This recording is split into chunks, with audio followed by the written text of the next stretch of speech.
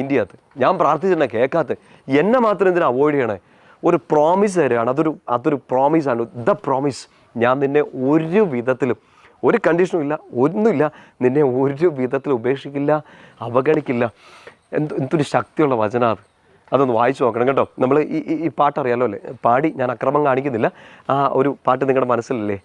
എൻ്റെ കുഞ്ഞെ പൊന്നോമലേ, നിൻ്റെ ദൈവം ഞാനല്ലയോ, ഇടറല്ലേ പതറല്ലേ കരയില്ലേ നീ, അഭയമേകാൻ ഞാൻ കൂടെയില്ലേ അല്ലേ? ആ ഒരു വാക്യവും ആ പാട്ടുമൊക്കെ ആ വരികളൊക്കെ ഒന്ന് ചേർത്ത് ചിന്തിച്ച് നോക്കിയേ. നിന്നെ ഞാൻ ഒരു വിധത്തിലും അവഗണിക്കില്ല. നമ്മൾ പതറിപ്പോകുന്നുണ്ട്, ഇടറിപ്പോകുന്നുണ്ട്, കരഞ്ഞു പോകുന്നുണ്ട്.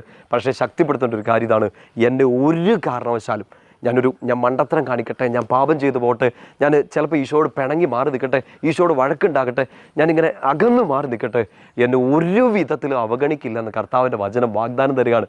ഈ ഒരു വചനമില്ലേ 13:5-6 ഹെബ്രായർ, അതിൻ്റെ ബാക്ക്ഗ്രൗണ്ട് കിടക്കുന്നത്